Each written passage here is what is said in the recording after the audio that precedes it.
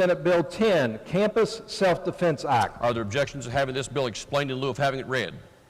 Okay, if not, Chair recognizes the gentleman from the 55th, Dr. Capito, to explain the bill. Thank you very much, Mr. Speaker. The committee substitute clarifies that state institutions of higher education may not restrict a trained individual from carrying a handgun except as provided in this bill. It allows persons with a concealed handgun license to carry a concealed handgun on the campus and in the buildings of a state institution of higher education. The section applies only to areas and buildings under the custodial possession of the institution and excludes areas rented or leased to private entities. It creates a list of exemptions where firearms may be restricted or prohibited. It also creates exemptions for common areas of residence halls or for employees who are required to be in a residence hall for employment purposes. It requires that the institutions provide either storage lockers in certain residence halls or safes in a residence room at a reasonable fee. It does not prohibit discrimination against an individual or against those persons convicted of a firearm violation related to the prohibited locations. It specifies that a handgun must be concealed and may not be brandished, and such visitors may be criminally charged or disciplined. It provides immunities for the institutions for actions of handgun carriers. It specifies that the section applies to all West Virginia concealed handgun licenses and all licenses of other states recognized by West Virginia. And finally, it provides a delayed effective date of July 1, 2024. Mr. Speaker, that's a summarization of the bill. I urge passage. The question before the House is, shall the bill pass? Gentleman from the 94th, Doug Cump's recognized. Permission to speak on the bill, Speaker? Yes, gentleman is recognized. On this issue and other issues, I've heard a lot of talk about people of our political persuasion should be more for local control. In fact, I heard the term used yesterday that we ought to give more latitude and grace. I'm also for local control, and the best local control is the individual rights protected under our United States Constitution. Those words mean what they say. The Second Amendment is my gun permit, and that's all I have to say about that. Is there debate on the bill? The gentleman from the 57th, Dr. Scaff, is recognized. Thank you, Mr. Speaker. Will the chairman yield for a quick question? Yes. Chairman does yield. Like the university sets their own rules and guidelines for many things. So in this bill, when we pass this bill today, if there were an incident or, God forsake, a tragedy, would the university be able to alter this bill, this law, this rule that's forced upon them to accept guns on campus, or would that be legislative action? What do you mean alter? Could you clarify? What do you mean? When we put this into code law today, if a university or campus wanted to make changes to it, how would they do that? They can make any changes they want to their policies as long as they don't run in contravention of the bill before you. Could they prohibit guns on campus? Could they ban guns everywhere on campus? Not for those individuals that are trained with a concealed carry permit in areas that are not otherwise secured. So if we pass this bill allows them in dorm rooms, there's an incident in the dorm room, God forsake, a tragedy, a shooting or something, the university can't alter this plan to remove them from dorm rooms? It does not. It actually provides that they are not permitted in dorm rooms. Well, I just meant in the secure areas. They could change where those secure areas are, correct? The university under, I believe it was subsection 4, subdivision B, can provide appropriate structure apparatuses in the dorms to prevent any firearms from being in them as long as they abide by the provisions of that subdivision. So once again, if there was a tragedy, they couldn't just say, for example, in alcohol, when there's an alcohol tragedy or something, they decided just to ban alcohol in fraternity houses not too long ago because there was a tragedy, there was a death. They made that choice. They couldn't do that if there was a tragedy related to a gun death on campus.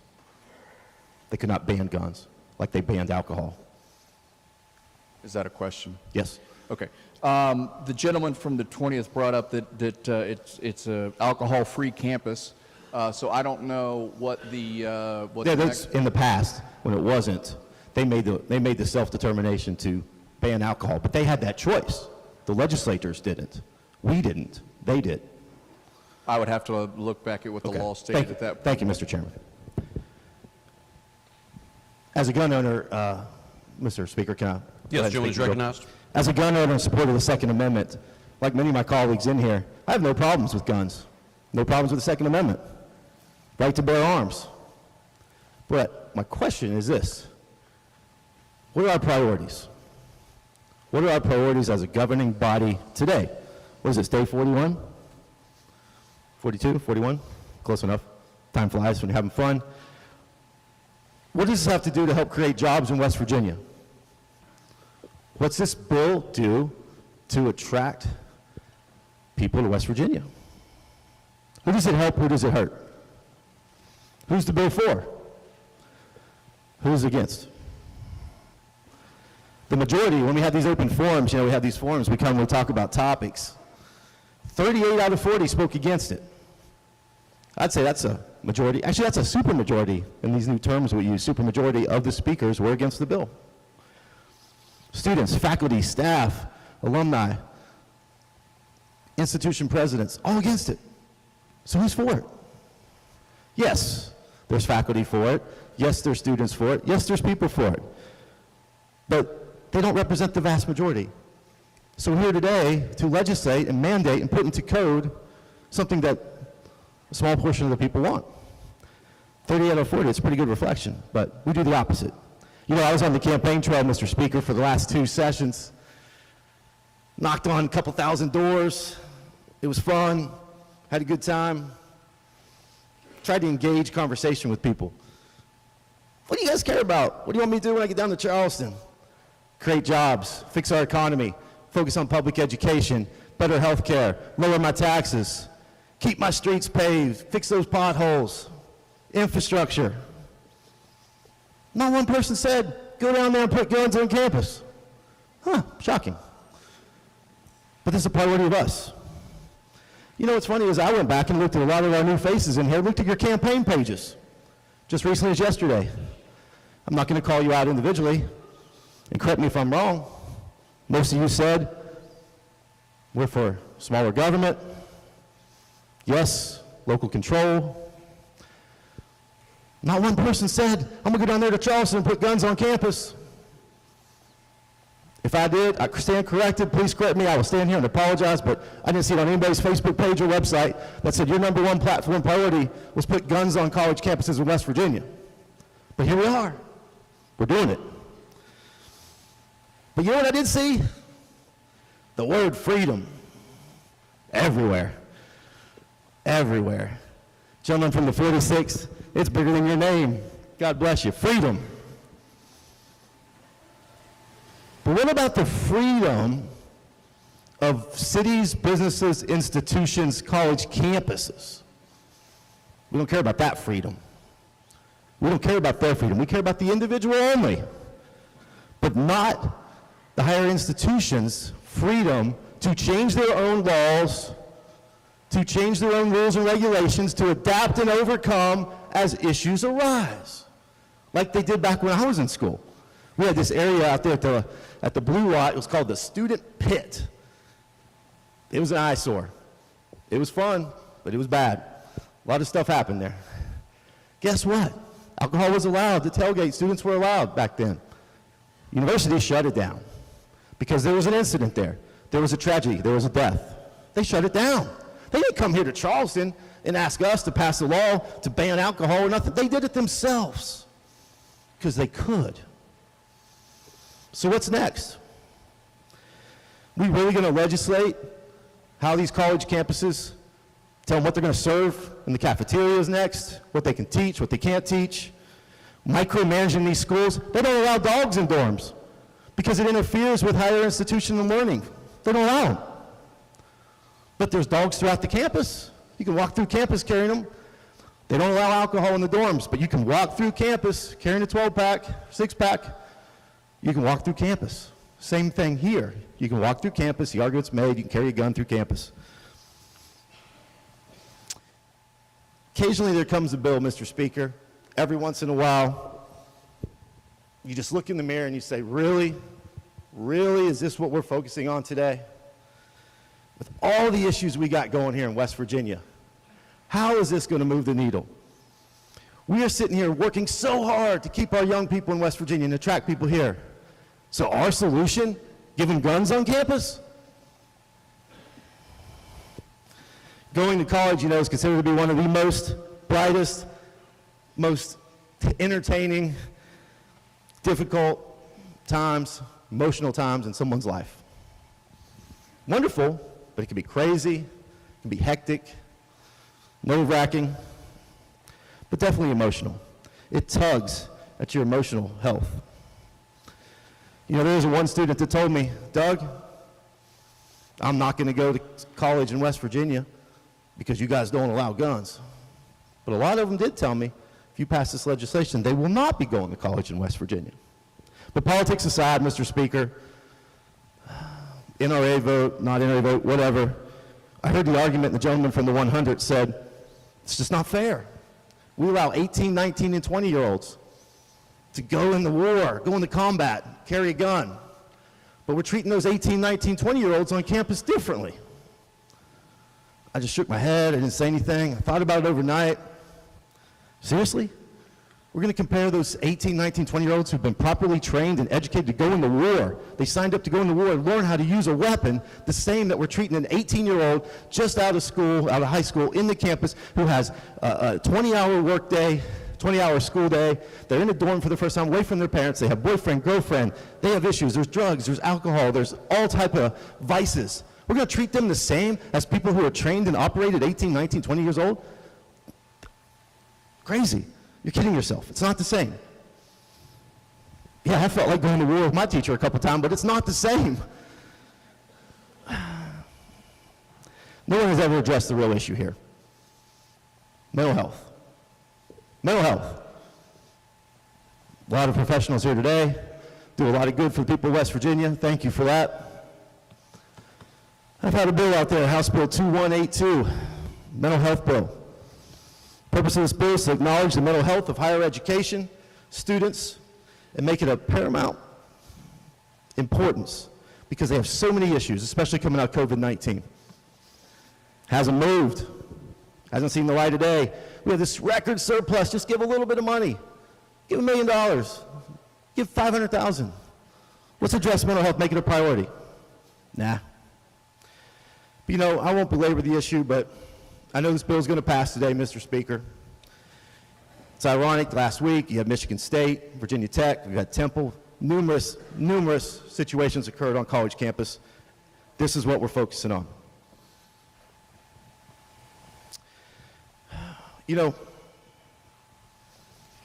just because we have a supermajority here, just because you can pass whatever you want, doesn't mean you should. Doesn't mean you should.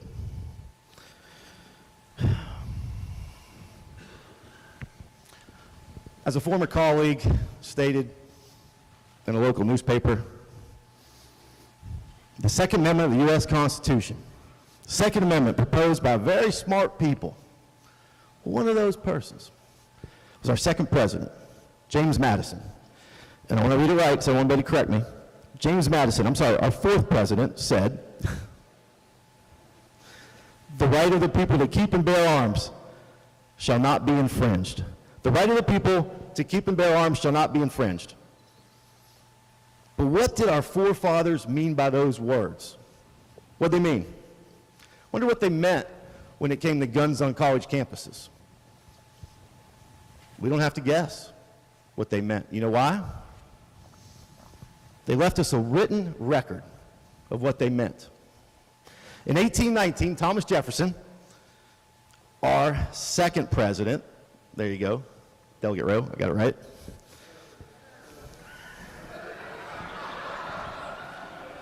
Third president, I got it wrong. Good thing I was a business major. Good thing I was a business major, not a history major.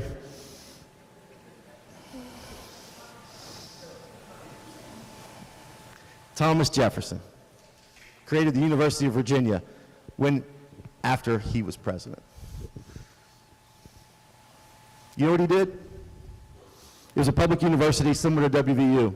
We created WVU 45 years ago, flagship institution, designed to educate leaders of tomorrow, institutional knowledge, cultivate people. James Madison and Thomas Jefferson, both board members and former presidents, voted in favor of a resolution that stated, no student shall, within the precincts of the university, introduce, keep, or use weapons that harm or kill anyone. No fighting weapons. If so, they would be kicked out of school. They would be gone. No place for them. But wait a second.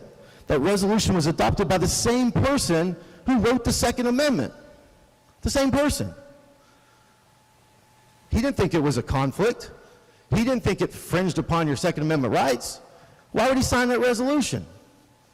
Talking about James Madison.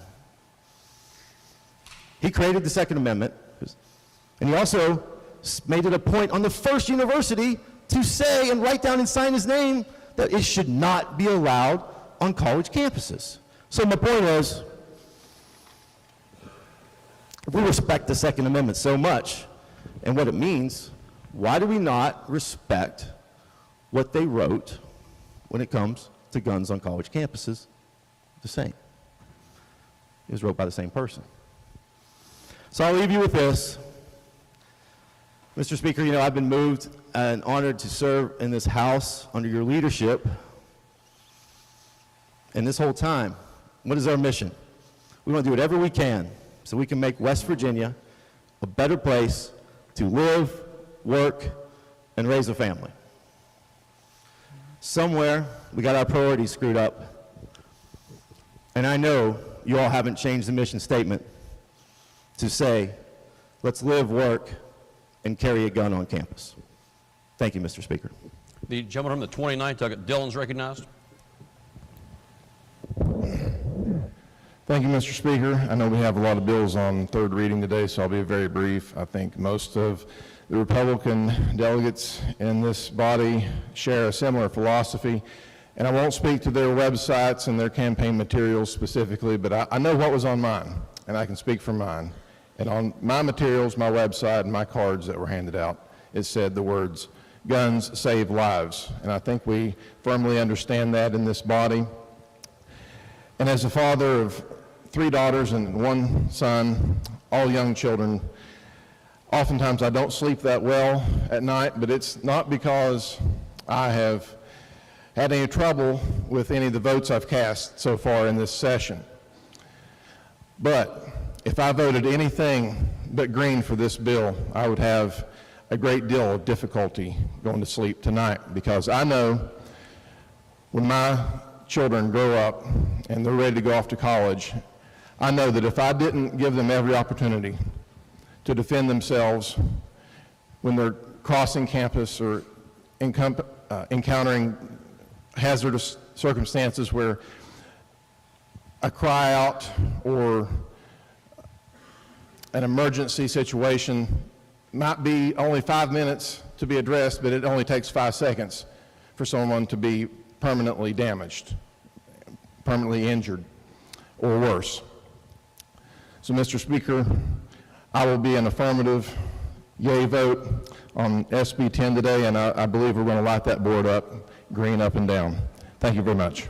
The gentleman from the 79th, Delegate Hanson's recognized.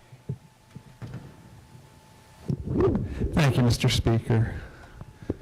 For me, this is a question about whether guns on campus make our kids and our faculty members and staff members more safe or less safe, on balance. We spent some time yesterday talking about whether 18, 19, and 20-year-olds should be included in the bill. Ultimately, it was the decision of this body to leave them in the bill. I still have very significant concerns about people of that age who are going off to college for the first time and encountering new situations, safely handling guns. Again, whether it's this bill's making us more safe or less safe. There was a little bit of debate yesterday about the training that a Marine gets versus the training that somebody gets to earn a concealed carry permit in West Virginia, and how different that training is. And we heard testimony about that from a former Marine in committee. And the question really is whether somebody who's under extreme duress in an active shooter situation can instantly transform themselves into a specially trained tactical police officer. Can that happen? Will that happen? Because even the most highly trained members of the military, the most highly trained members of our police forces, they see the accuracy of their shooting decrease when they're under duress, when they're engaged in a gunfight. It's just the way it is. So I'm concerned that this will make things less safe. I'm concerned about the alcohol and drug use on campus. You know, don't tell me that alcohol doesn't make people more aggressive, or that alcohol doesn't impair people's judgment. Don't tell me that alcohol is going to make people a better shot and more likely to hit the bad guy than the good guy. That's just not going to happen. And I'm concerned, like the previous speaker said, about our mental health crisis and the fact that so many people on campus suffering from mental health issues have suicidal thoughts. If you have suicidal thoughts and you add a gun into the mix, you're more likely to have a suicidal death than simply a suicidal thought.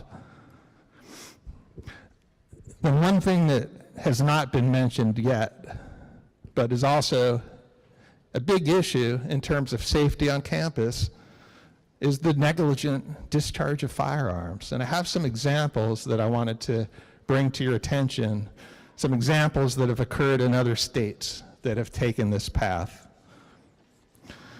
One example is in Idaho, a few months after passage of a law that forced Idaho colleges to allow guns to be carried on campus. A professor with a permit unintentionally shot himself in the leg during a chemistry lab. And then 2 years later, in 2016, a student who had a permit in Texas unintentionally discharged his gun in a dorm room. And then in 2017, a Utah student with a concealed carry permit fired his gun in a campus cafeteria. He hit a table and a light fixture. And then in 2019 in Georgia, a student shot himself unintentionally in a campus lounge. So these types of negligent gun violence, unintended consequences do happen and would make our campus less safe rather than more safe. No bill's black and white, no bill's all good, all bad. The question is, did we get the boundaries right in this bill? Those 12 exceptions that are in there, are those appropriate? Or if we're gonna pass this bill, do we need more? I don't think the balance is in the right place in this bill. That's why I'm voting no. The gentleman from the 46th, second Honecker is recognized.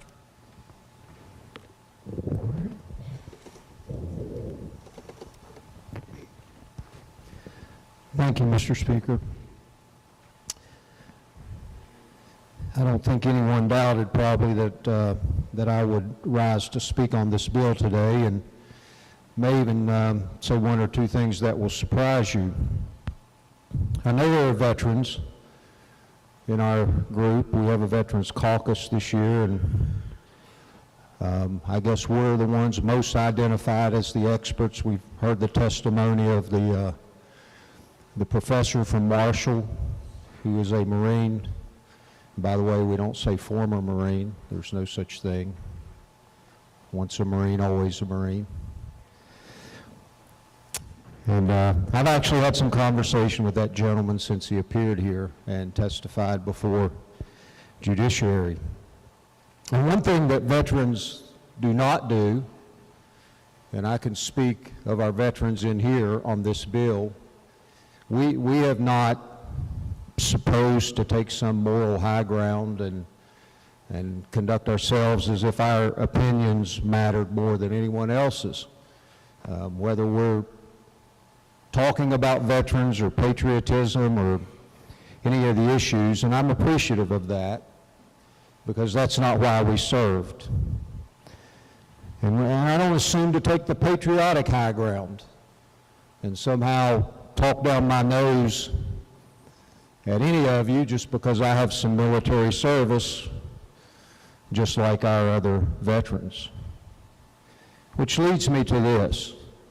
As a law enforcement officer, as a retired law enforcement officer, I don't want anything I say today to come across like I'm lecturing you, because I'm not. I care too much about you. And I do respect how different we feel on this. It seems like we have adamantly against, adamantly for, and a very small group in the middle that just aren't sure, because I've talked to a couple of you. I love it that I'm this far along and my campaign mantra of freedom first is still resonating in the chamber with my friend, the minority leader. Those signs were apparently very effective. I've had to be courageous in my life. I've had to be brave. But I can really stand here today and tell you, I don't for 1 second consider myself any more brave or any more courageous than the person in here who has wrestled your way out of the shackles of systemic poverty. I don't think I'm any more courageous or any more brave than that person under the sound of my voice that you have managed to crawl up out of that dark hole of addiction. If you're sitting in here today and you have fought and battled cancer, I have greater respect for you than you could ever imagine. I know that courage comes in a lot of different ways. But when I think about this issue, I want the record to be clear. We are all equal here. So as I do begin to talk about the law enforcement side, it's not to do so in a condescending way, and it may even surprise you to know we probably agree on some of the concerns with this bill.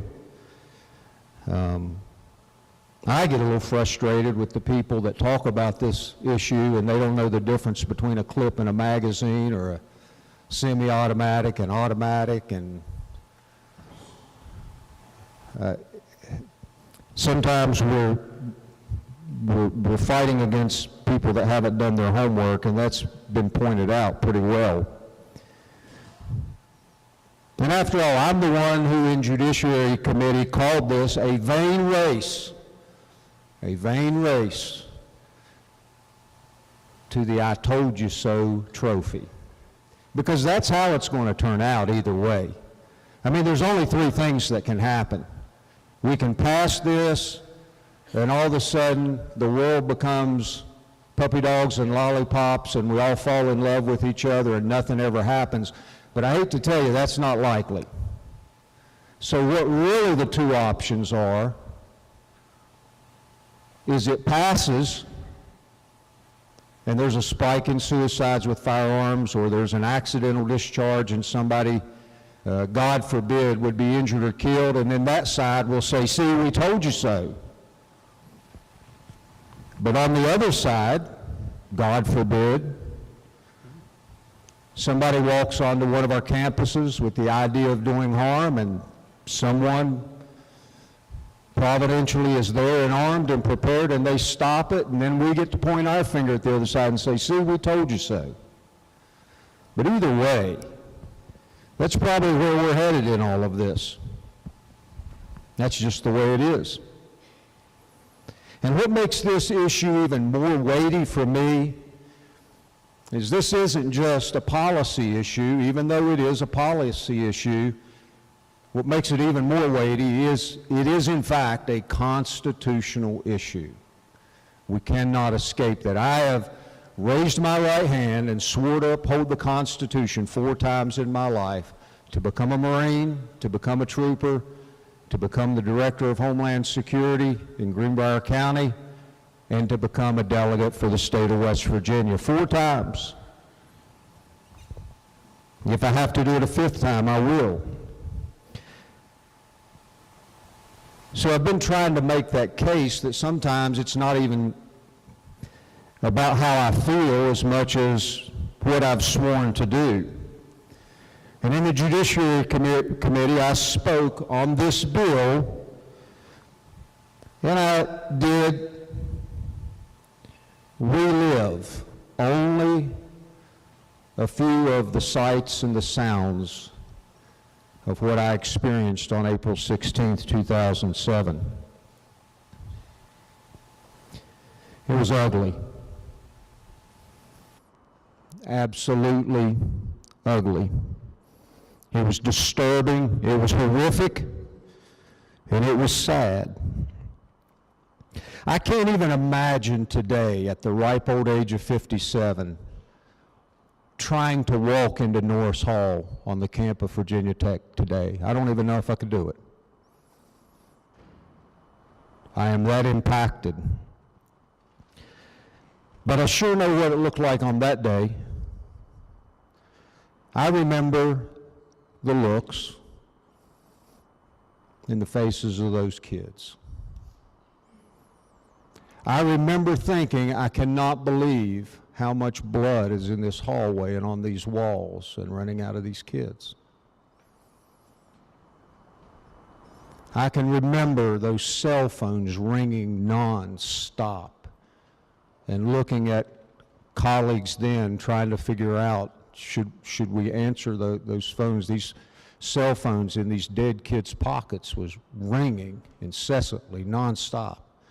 Because by then it was national news. Everybody was hearing, everybody was calling to check on their children. I was literally in a hallway, not unlike the East Wing here. That would be close to what Norris Hall looked like, with 31 dead bodies. Most of them kids. Had my own kids at home. You can imagine I thought about them. I still know the faces. I still know the blood. I still hear the ringing cell phones I shared with colleagues. I could go to Kroger tonight to get a gallon of milk and somebody down the aisle have one of those same ringtones, and it just almost makes me drop my head right there in the middle of Kroger, because it takes me back to Norris Hall.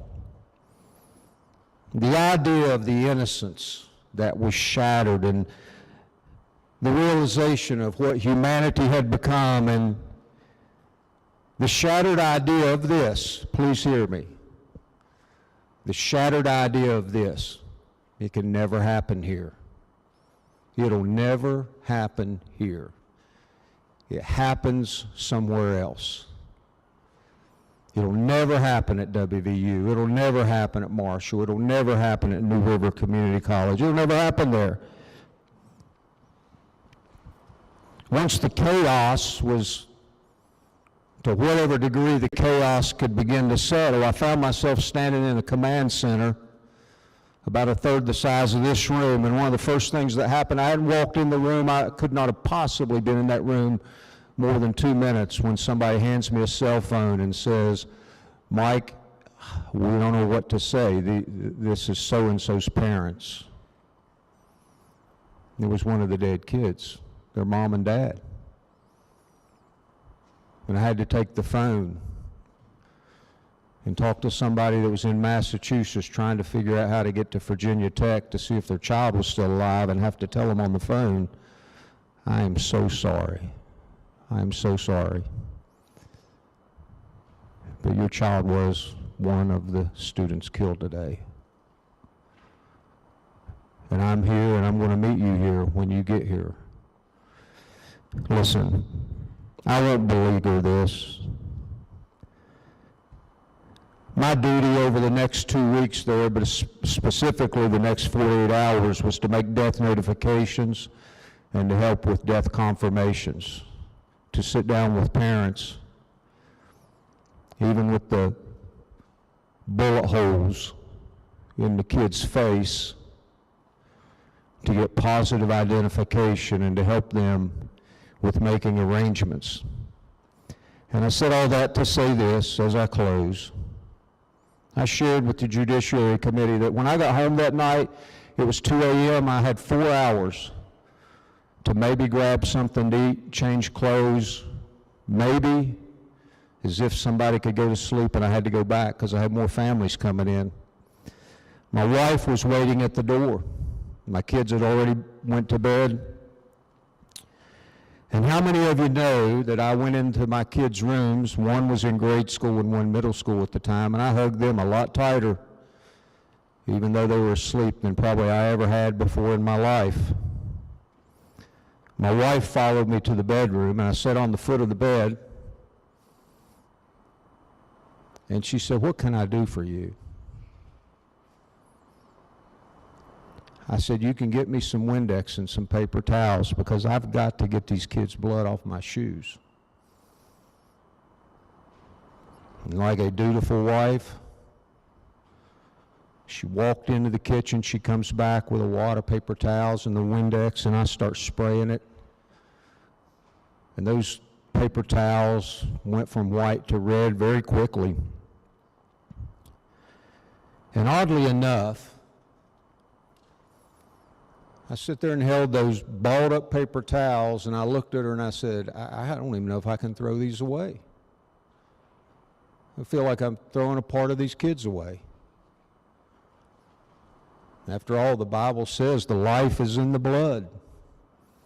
And here I am with wads of paper towels.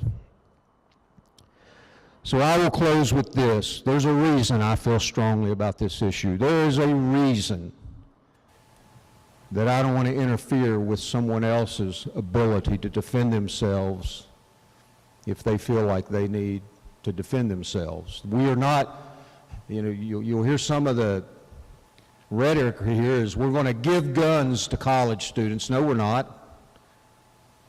It's a free country. We're not giving them to anybody. Say, we're going to put guns on college campuses. No, we're not.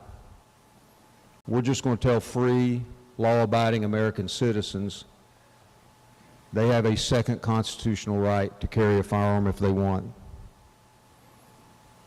Please hear me. Years ago, I sat on the foot of my bed with Windex and paper towels, and I washed the blood of almost 30 kids off of my shoes because of an active shooter on a college campus. I fear that if I do not support this legislation and it happens again, washing their blood off of my shoes will not compare to trying to wash their blood off of my hands because I disarmed them when the wolf came. And because of that, I will support this legislation, and I will urge you to do the same. Thank you. The gentleman from the 53rd, Delegate Prince, recognized. Thank you, Mr. Speaker. Well, I appreciate the delegate from the 46th and those words. That's a tough act to follow. But he raises some excellent points. Now, I'll say this, and I think this is a point that very much needs to be the focus of why we should be supporting legislation like this. Individual rights are not circumstantial. They shouldn't depend on where a person is. There should be no such thing as a second-class constitutional right. And that's what we're talking about here. There's a lot of talk about whether something may or may not happen, but there hasn't been any talk, I don't think up to this point, at least amongst some of the people who have spoken, on what it means to have an actual constitutional right. This is a right, in fairness, it is fairly unique in the world. This is a right that we have as Americans, but it's for good reason. It's based on our history. It's based on our founders and the trials and tribulations that they faced. So it was put there for a reason. And it's not like this constitutional right that we have and the implementation of it, if we're talking about campus carry, that we're in isolation. There are 11 other states in the United States that have campus carry, okay? I mean, if you look at our electorate and what people want here in the state of West Virginia, it's clear as day to me. If you just look at what the past presidential results were about who we went for president, it's very clear that we have strong support for the Second Amendment. I mean, we're arguably the first or second most pro-Second Amendment state in the Union, yet there are 11 other states who had campus carry before us. Now, I think that there's a lot of good things about this bill. To many of us, perhaps it was a bit of a compromise bill, but nonetheless, it's a step in the right direction towards protecting individual rights. Now, I want to ask you this. I've heard a lot of stereotyping about young people. I've heard a lot of talk about, well, what is going to happen on a college campus? Well, I don't think we should necessarily be judging a person based on their age and what they may or may not do. And I think that's what's really sending the wrong message to people, that we're not respecting the individual rights of college students. They have and should have the same rights as everybody else. Now, I would say this as well.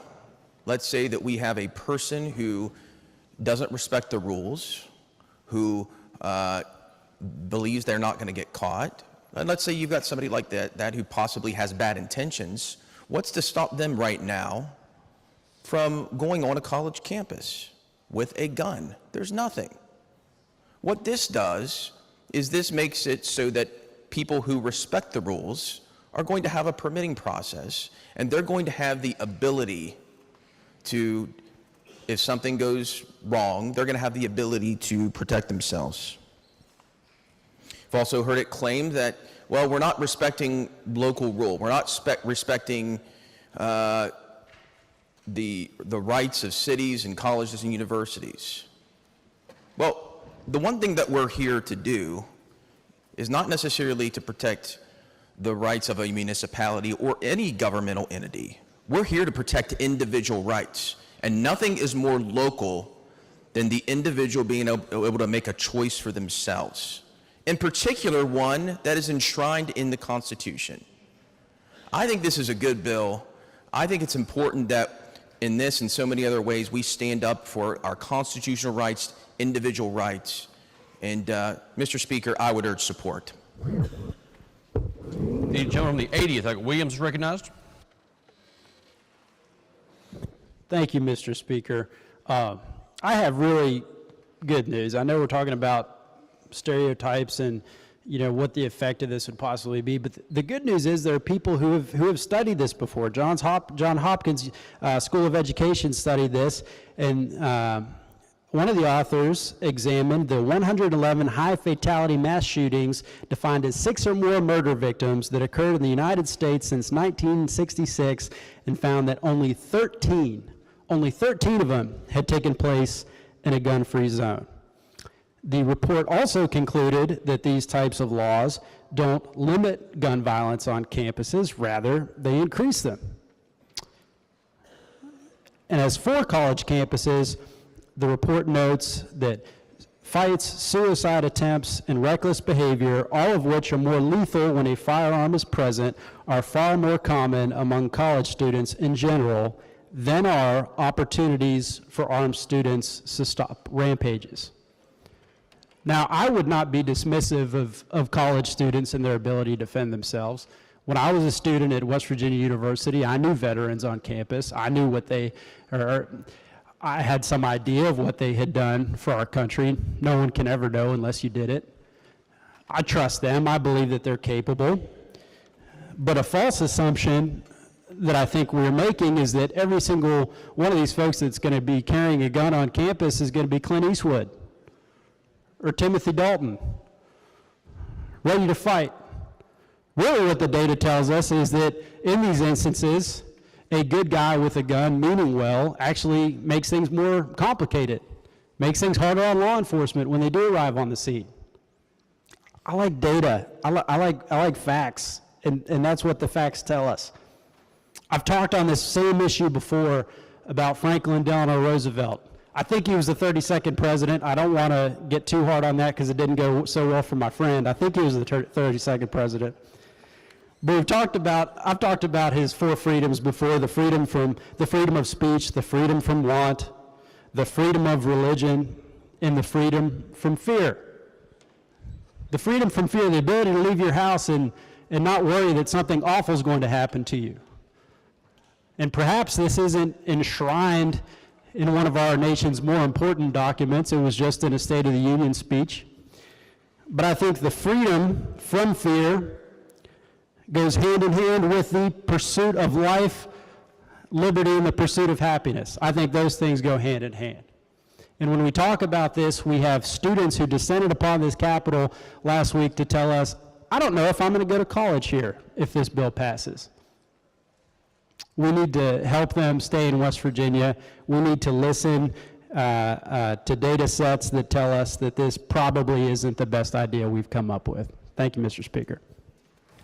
The gentleman from the 66th, Delegate Nestor, is recognized. Thank you, Mr. Speaker. I'm not going to come at this body from any sort of deep constitutional philosophical approach or anything like that. I feel like I have some atonement to do for the way I was on the bill when it was initially brought to my attention. I was steadfast against it. I never thought this would make me an expert in anything, but I had 8.5 of continuous years at West Virginia University, and probably makes me a pretty good lawyer, I think. Like to think so. In any event, that environment when I was there, I don't know what it's like today, but it almost encourages you to keep up this party mentality, and almost encourages you to be your unnatural self by drinking and consuming alcohol. I will tell you that when I was there, I felt very kept, very secure, very protected. Had a wonderful time. I would never change going back to that institution for anything.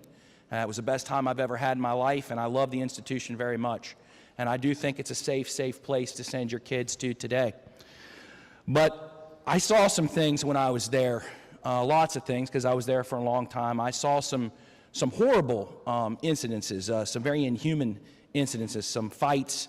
They were bloody. We're talking broken glass, broken jaw, things that would have never occurred but for this alcohol consumption when people weren't acting like themselves. Some of those occasions people were perceivably friends a couple days later. Other times it was not the case. And specifically after my time at West Virginia University, and when I first had this bill brought to my attention, I thought about a circumstance that I read about in the media. Probably many of you all did as well. It dealt with a child. They're all children when you're an undergrad, and in my opinion, even if you directly head into a master's degree or further in your education, you're 25 years old or less. We had an incident that involved in Morgantown a kid, I never knew him, named Ryan DeVinny. There were 2 people, Ryan DeVinny and his group. There was another group that consisted of a guy named Austin Van Treese and a gentleman named Jonathan May. And what occurred that night was an argument, from my understanding, over a baseball game, a professional baseball game, a game that's played by one team over 160 times a year. So it shows you how insensical this argument must have been. But that argument resulted in Ryan DeVinny being stricken, punched by one, kicked in the head by the other, had his eyes so shut, lived in a vegetative state, and died fairly recently. I don't like to bring that to anyone's attention other than it's a fact, and it's a fact that we have to labor under when we deliberate on this bill. And when I put all that together and did my own balancing test, I thought to myself, this is a bad bill. We have alcohol, we have a bunch of kids, their brains aren't completely formed yet, and we're going to promote gun handling within a college campus. Most specifically, my personal experiences would have demonstrated that from time to time, I would have thought that there would have been more fatalities that resulted from that. But I kept thinking and I kept listening. I saw reformations in the bill. I saw protections being added, like you can't have the gun in the dormitory. You can't have the gun in an athletic venue at these universities. And then as you all just heard, a very diluted version. I actually heard a better version from the gentleman from the 46th Delegate Honaker in the Judiciary Committee, and that changed my opinion on everything. It changed my opinion on everything because I wasn't looking at this. I was looking at this from one perspective, one that, for whatever reason, by nature, I felt like I needed to see it through. But then I thought to myself, what if just the mere fact that some of these people in that group on Mr. DeVinny's night might have had a gun, may not have, but just the fact that there might have been one abounding might have caused someone some pause, some serious positive hesitation about whether to keep their hands to themselves or not, might have saved this gentleman's life. And so I think about that, and I'll tell you, some of these bills, they're few and far between, but some of them really keep me awake at night. Because the success of this bill will mean that it only prevents things that we'll never know about. So you will never have an opportunity to applaud it if it passes. But when I heard the gentleman from the 46 and I thought deeply about it, I thought if there were guns around, maybe they are, maybe they're not, maybe 1 out of 50 kids wants to carry a gun, whatever. If they can mitigate or deter some type of massacre, which we have been fortunate as a state to have never had happen, and I believe that I base it on a fact of 2016, this body implemented constitutional carry. Well, I haven't seen too many incidences of road rage. I certainly haven't seen any massacres in the movie theaters or churches or what have you. So when I did my own balancing test, I feel like I owe an explanation to the people I emailed and I talked to on the phone and everyone in this body. I'm going to be for the bill. It's a tough call for me, but when I look at it objectively, I think it's the right decision that's going to be made. Thank you, Mr. Speaker. Gentleman from the 25th, Delegate Hornbuckle recognized. Thank you, Mr. Speaker. Listen. Yesterday, I started off with the word listen. My good friend and colleague from the 80th from Morgantown, today he talked about listen, research, and data. All of us that share this body, before we came down here, we got elected, almost everyone back home says, now don't you go up there and be like Washington. Across the board, regardless of party. Don't do all the infighting. Come up with some good solutions. Come up with good ideas. I've set forth this legislative session, as I've said many a times, to bring statesmanship back. To bring statesmanship back. There will be times where some of my Democrat colleagues will not be happy with my stances. There might be a lot of times where some of my Republican colleagues might not be happy with my stances, but I will always strive to do the work of the people. And so to my good friend from the 53rd, made an assertion that West Virginia has spoke loud and clear on this issue. West Virginians have spoke loud and clear that they prioritize gun ownership, Second Amendment. They did not, however, speak loud and clear for campus carry. To the contrary, the most recent polling shows that almost 72% says that they don't want this. The majority. And what are we doing here? We listen to the majority. That's how it goes in life. The majority of West Virginians do not want guns on campus. Do not conflate the two issues. Then if you travel to those campuses, I know mine back at home at Marshall is like most higher education institutions. Over 90% of those faculty do not want this. And so I keep hearing that common term, listen. To listen to the people. Not to do as you wish, but to do the wishes of the people that sent you here. And sometimes I know that's tough, but you have to set those personal preferences aside. Then to listen to the students. I've heard this individual rights. I've heard from my fellow friend from the 46, he said, respect how different people might feel on this issue. My really good buddy from the 66 talked about perspectives. And if I was going from one perspective of a student, I could fall on either side of this issue. But if I'm respecting the differences, as the gentleman from the 46 said, I would have put an amendment forward that did not ban guns on campus in any way, didn't even ban them from residence halls. All it gave was the universities was the ability to designate separate dorms for students to respect their differences and their different perspectives. Because what we're missing here are that some students might like to have those firearms with them. Some students might not want to have that. So what do? We say we're going to ignore them. And we're not going to listen to them. So we couldn't come together and compromise and say, okay, we can have them on campus, but we're not going to have them in dorms. No, we can have them in dorms, but we're just going to make separate dorms to respect the individual rights of all students. And so since we have disrespected all students, and Brad Smith and Gordon Gee and all those university presidents, I can't go for this because we didn't respect their individual rights. Thank you, Mr. Speaker. The gentleman from the 5th, Delegate Fluharty, is recognized. Thank you, Mr. Speaker. Speak to the bill.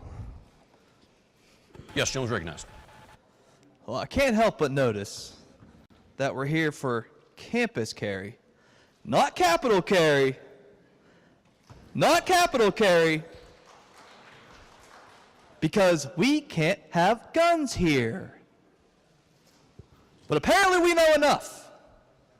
We know enough to say that guns belong on campuses all over the place. We know enough to say they belong in dorm rooms. Hear about smaller government all the time from this body. I've yet to see it implemented this session. We're ignoring and superseding administrators, ignoring and superseding faculty, ignoring and superseding students, college presidents, all of whom have said no thanks. In fact, if they thought this was a good policy, they would have implemented it on their own years ago. They didn't. You know, we hear about mental health all the time, usually after a tragedy. They put a microphone in front of a politician's face and they say, well, it's not a gun problem. It's really a mental health issue. But I looked high and low in this bill, and not a penny is going to mental health issues on college campuses. Despite the fact, suicides in West Virginia, 73% of all gun deaths, 73% of all gun deaths, suicides. Yet not a penny to support mental health on college campuses in West Virginia. The college experience. As the gentleman said back there, I had quite a few years in Morgantown, had a good experience. The college experience is one where you find yourself, where it involves freedom, freedom of expression. It's really the place where the First Amendment really shines. And I feel like this will stifle the First Amendment. This will stifle freedom of expression. Are you going to attend a controversial speaker series if you know guns are everywhere? Are you going to participate as a student in a controversial subject matter if you know guns are everywhere? We've gone so obsessed with gun culture, we've now started the gun curriculum here in West Virginia, where students will be worried about day in and day out, who's packing heat? Are they in class right now? And as my colleague said, this isn't popular. Maybe if we spent the time, got out of our Facebook groups, little bubbles we live in as politicians, and actually spoke to people like students, administrators, faculty, you would know this isn't popular. It's not popular for West Liberty University or anybody else up north, I can tell you that much. Just a couple weeks ago, we celebrated Bob Huggins here. He came down, Hall of Fame coach, loved me some Huggy Bear. It's funny, I haven't heard anything from Huggins or anybody else involved in college athletics who said, you know what, you need to help me recruit, guys. Help me recruit. You need to hurry up and pass that campus carry bill. It's going to help me recruit some athletes here to WVU and other places. It's not. I was on campus in 2007 during the backyard brawl, the infamous 13-9 game. We won't talk about that. But I know that afterwards, Pat McAfee received death threats. Those death threats are going to feel a little more at home when you have a campus full of guns. We haven't talked about that. We haven't talked about how it's going to impact college athletics. They'll use this against us. They'll use this in recruiting against us, for sure. So when it comes time to recruit shooters in the state of West Virginia, they belong on the basketball programs, not in the dorm rooms. Thank you, Mr. Speaker. Lady from 81st, Second Walker's recognized. Thank you, Mr. Speaker. Will the chairman yield for some questions, please? Chairman does yield. Thank you, my friend.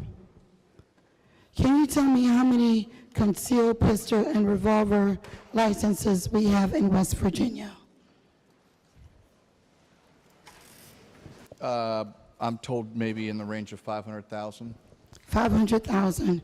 Can you tell me how many of those are provisional? No, I cannot. Can you tell me how many of those licenses have been revoked in the past 5 years?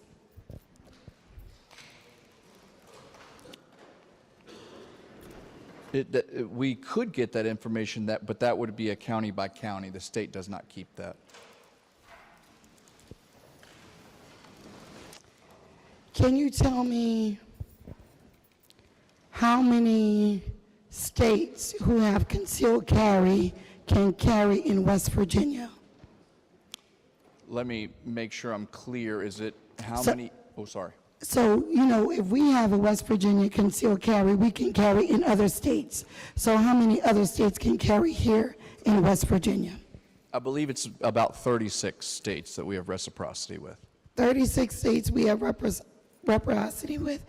Do you know how many of those actually have concealed permits? So we have 500,000 in West Virginia, including those 36 states. What is our total number now? Oh, you mean taking it? I can't speak for other states. Okay.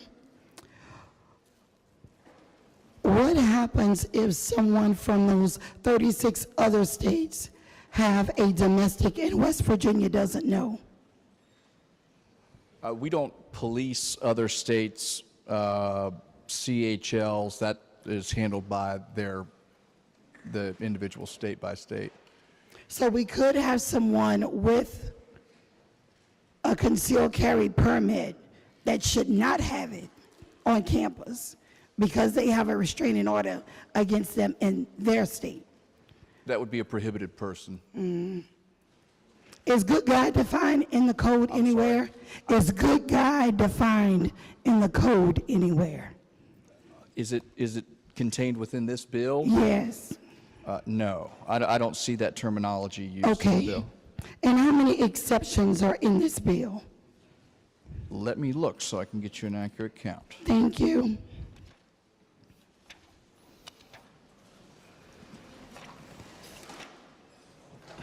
I think it is 12.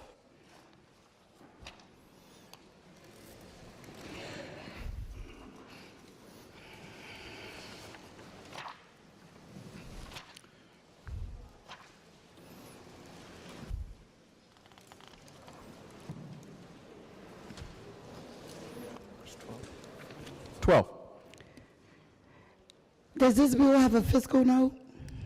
This bill does not contain a fiscal note. How many higher education facilities do we have in West Virginia? This would only apply to public institutions. And how many of those do we have? I don't have the exact number in front of me. Does every one of those public institutions have university police? I'm not sure. I think most of them do. If they didn't have university law enforcement, what agency would assist that public university? I mean, the local law enforcement will always assist. Okay. And on page 40, lines 18 through 21, we speak about metal detectors and metal wands and other equipment. How many public universities currently have that? I can't speak for how many universities have this sort of equipment right now, but I would think that probably some of them do, but I can't speak to the exact inventory of the schools in West Virginia. Yes, sir. So I have pulled both applications for a concealed pistol revolver and also provisional.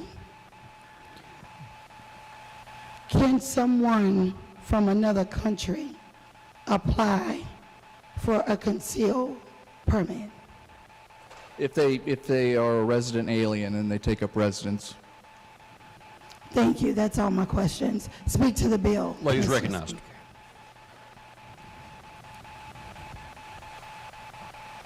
Today is Fat Tuesday, colleagues. But I can't say Happy Mardi Gras, because there was some gun violence in New Orleans during a parade. See, I wore orange today and not my purple, gold, and green. See, I wear orange today for a future free from gun violence. Now, I understand that, and I respect many of my colleagues, and especially the one from the 46. I can only imagine. But also my friend from the 39th. He and I have intense conversations about the Second Amendment. It is our birthright. The United States of Constitution, red, white, and blue, for me and you. We've heard that guns saves lives. Freedom first. I told you so. It will never happen here. And individual rights. From the delegate from the 53rd, you're absolutely right. We should not promote ageism. But we also should not promote ableism, elitism, sexism, racism. We always speak about the frontal lobe not being developed. When we speak about individual rights, I no longer have the right to my body. So someone carried a concealed permit has more rights, individual rights. The United States Constitution. Parents, you can be a parent, but health care for your child, individual rights, we're going to bring that one on back. But a person with a concealed permit, the Freedom Eagle flies for that person. We speak about local control. We speak about our experiences on different colleges and universities. And we spoke about mental health and suicide.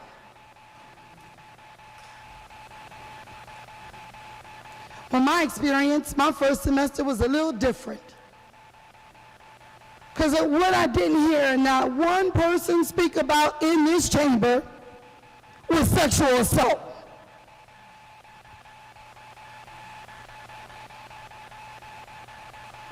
My, it's quiet in here. You can't even hear a mouse pissing on cotton.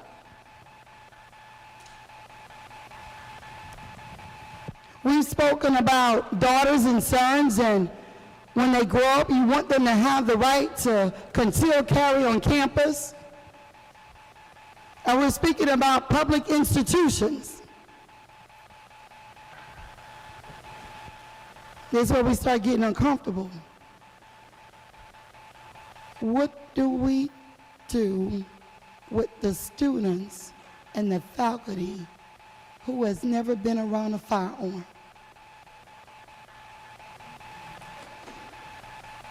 Are we gonna make them go through orientation so they can understand the difference between a clip and a magazine? What happens to that first generation college student? Come on, we gotta talk about it. We live in West by God, Virginia, that we're turning into the Wild Wild West. See, I leave all of myself on this floor. And when I first got here, I lived in a gated community in Cheat Lake. Life happened. I went into HUD housing, where my lease stated I could no longer have firearms. Yeah, clear your throat real good on that one. So what happens to the college student, and their age range differently, who has lived in a home where firearms were not allowed?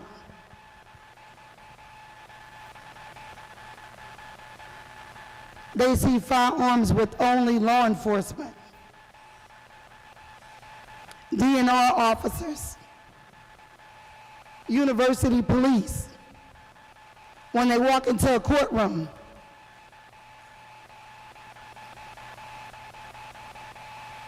It's different than playing a video game.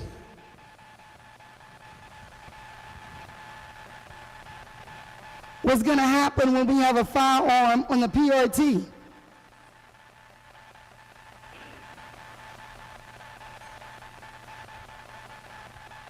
These universities are part of our neighborhoods. K through 12 students go there for field trips.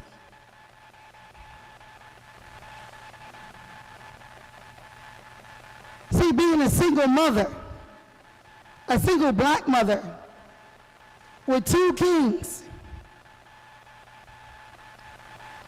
when they got to 18 without having any interruptions with law enforcement, not a record, I felt we made it.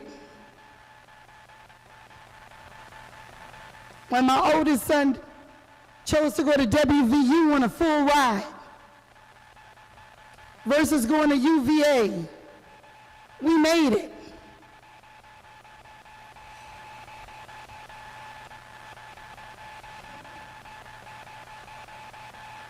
And he's just as outspoken as his mother. Maybe a little bit more.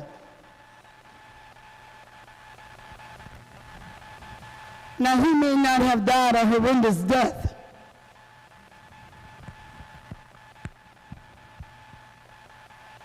and it was cancer that stole my baby from me.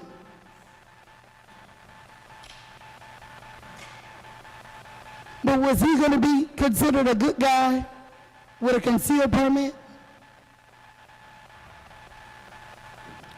Or was the color of his skin going to be weaponized?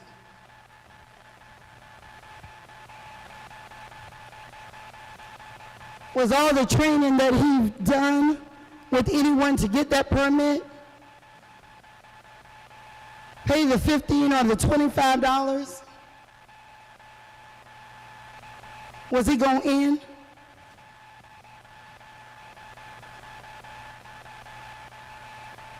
The shoulda, coulda, wouldas.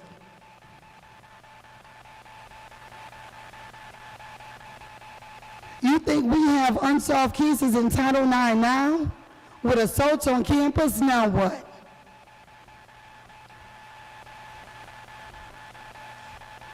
Two years ago, we were in the middle of session.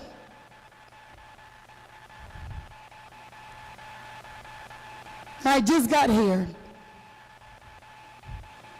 All I could do was press my button and ask the speaker, we need a moment of silence. Because there was gun violence on campus.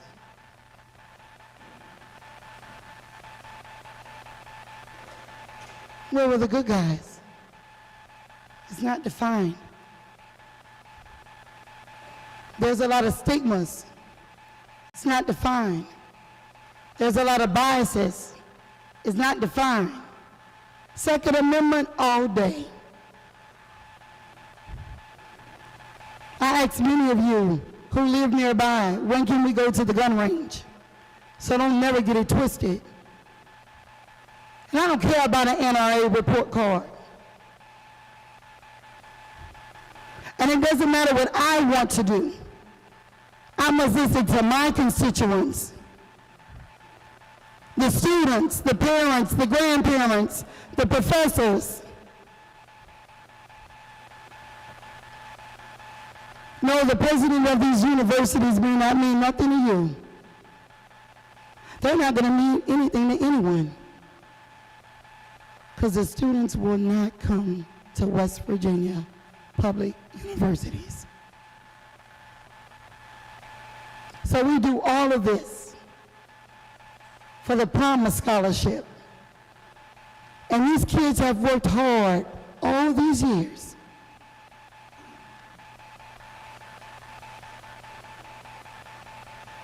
What are we investing in? Let's talk about it.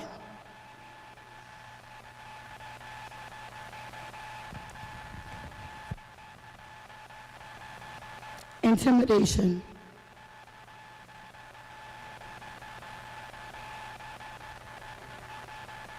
Do I think someone with a concealed carry will intimidate anyone? Not everyone. A delegate from the 47 celebrated that we voted together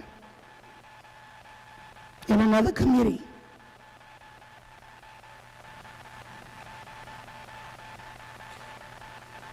And how I wish we could vote together on this.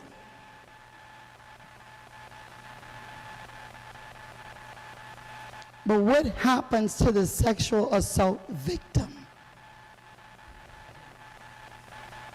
What happens to that person?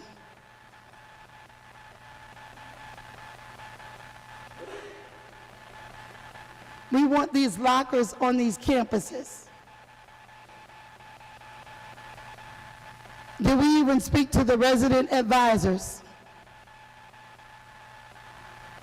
What about our universities that have the Divine Nine? That's the African American fraternities and sororities.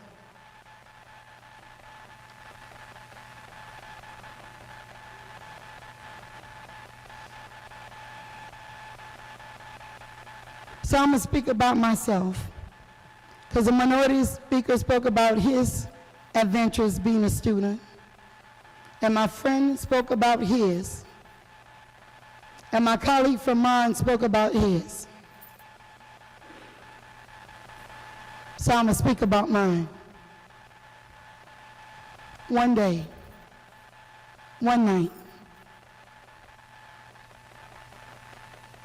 leaving from tutoring basketball athletes,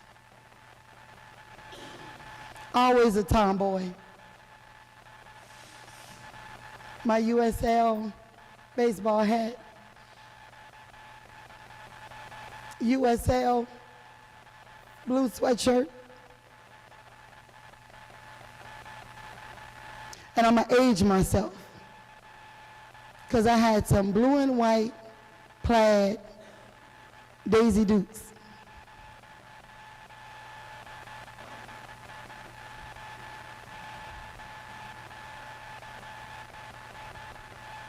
I was assaulted from the back.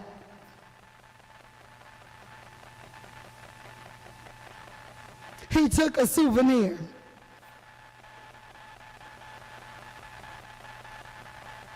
One tennis shoe. I was that kid that liked Esprit tennis shoes. They were navy, green, and yellow. And my underwear. And I was stuck. And so was the good guy.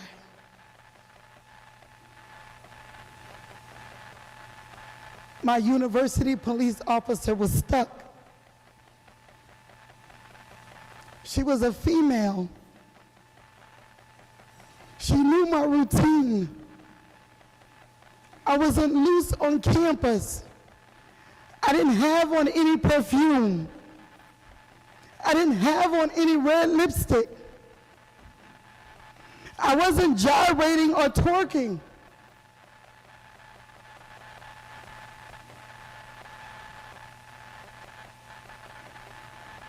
The hardest report of my life, and the good guy was the first one there. Freeze, fight, or flight. How could both of us be frozen? You're the good guy. You're the trained one.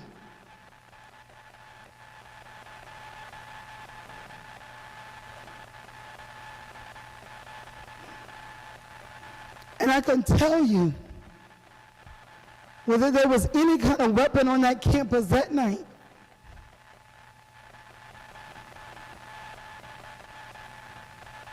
because of my mental,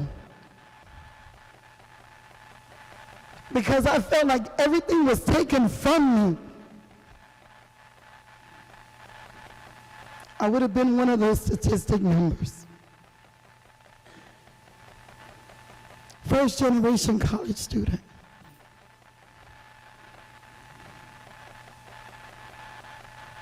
My mother was working 4 jobs.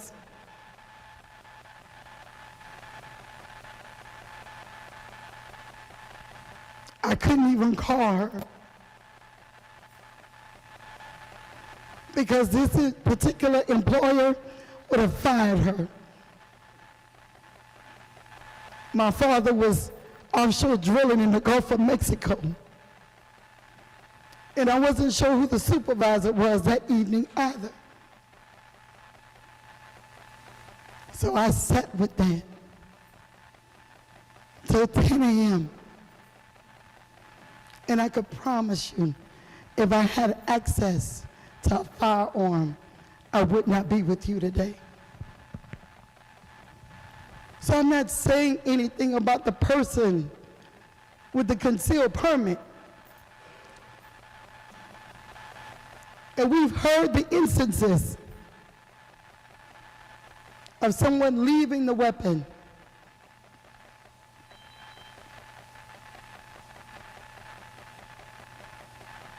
It took me almost 20 years, 2 decades. I'm not a victim anymore. I'm a survivor.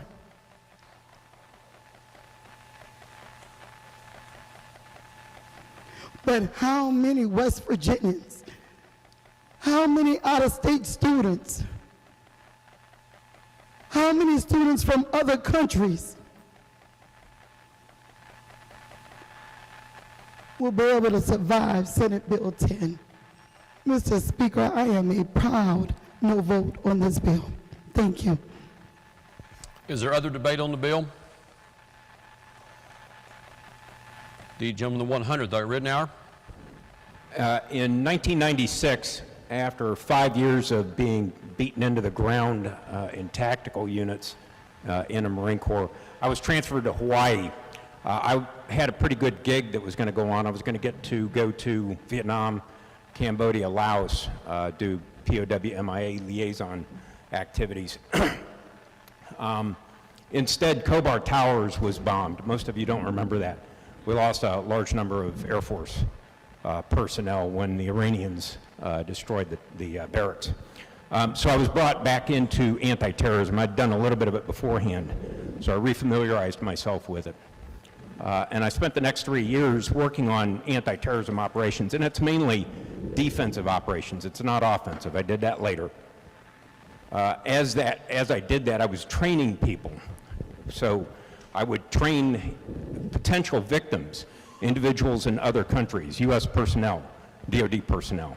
So one of the things we taught them was if you have a defensive capability, have it with you. If you can harden your facility, harden your area, make sure people understand that you are able to resist, to counter any kind of an attack. If you are, the terrorists will generally not want to hit you. They'll not go after you, they'll go after other targets.